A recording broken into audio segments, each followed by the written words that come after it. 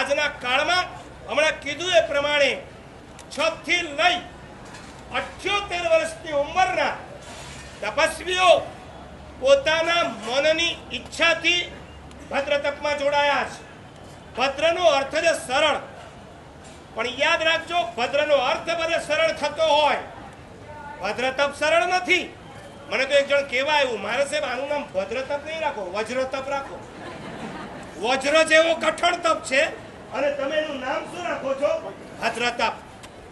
વજ્ર જેવો કઠણ હોવા છતાં ભદ્ર જેવો સરળ આ તપસ્વીઓએ જ્યારે તપ કર્યો છે ત્યારે આખા હિન્દુસ્તાનની અંદર અઠવાડિયા પહેલા એક કિસ્સો ગાજ્યો હતો. હૈદરાબાદની એક 13 વર્ષની છોકરી 68 ઉપવાસના પારણા કર્યા પછી બીજા દિવસે દેવલોક થઈ. મીડિયાએ એને ચગાવી દીધું.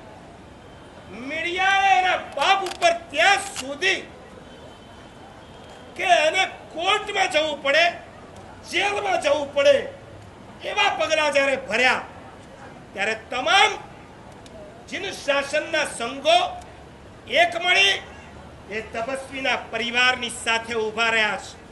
કારણ કે આ જીન શાસન છે, અહીંયા તપ ક્યારેય કોઈને પરાણે કરાવવામાં આવતો નથી. કોઈ લોભ, કોઈ લાલચ, કોઈ લાલસા, કોઈ લિપ્સાથી ભગવાનના શાસનમાં ક્યારેય તપ કરાતો નથી, કરાવાતો નથી. આ બાળકને તમારે ખાનગીમાં જઈને પૂછવું હોય તો પૂછજો કે મારા સાહેબે તને કેટલા રૂપિયાની ઓફર કરીશ, તને કેટલી ચોકલેટ કે કેડબરીની ઓફર કરીશ. હું ગેરંટી સાથે કહું છું આજે એનું પચખાણ તોડાવવા કદાચ તમારામાંથી કોઈ પ્રયત્ન કરશે, તમે ડગી જશો. આ બાળક નહીં ડગે, કારણ કે પોતાના મનથી આ તપશ્ચર્યા થઈ રહી છે.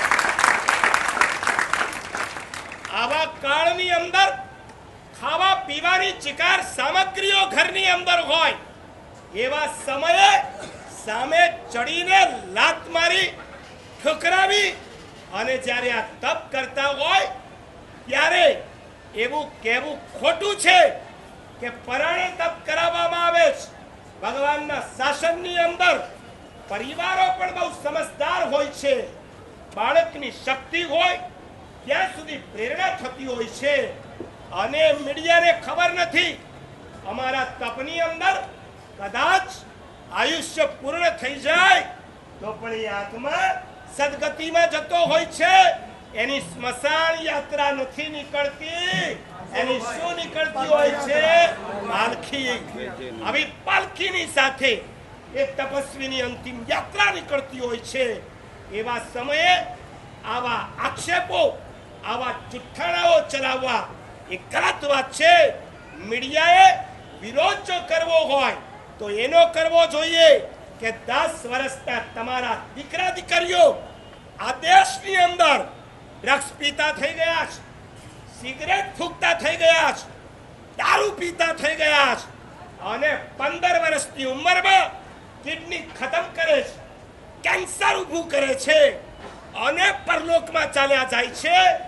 રોજના સેંકડો હજારો બાળકો કેન્સરની બીમારી અને ડ્રગ્સના બંધાણી બની પરલોકમાં ચાલ્યા જાય.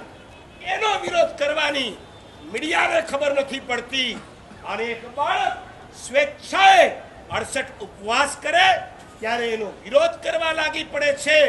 સમગ્ર ચીન શાસનના અહીં બેઠેલા શ્રાવક શ્રાવિકાઓને પૂછવું છે, તમે બધા એક સાથે એકી અવાજે કહી શકો છો કે નથી કહી શકતા કે ભગવાનના શાસનમાં તપ ક્યારે પરાણે કરાતો નથી, હરગીઝ કરાતો નથી.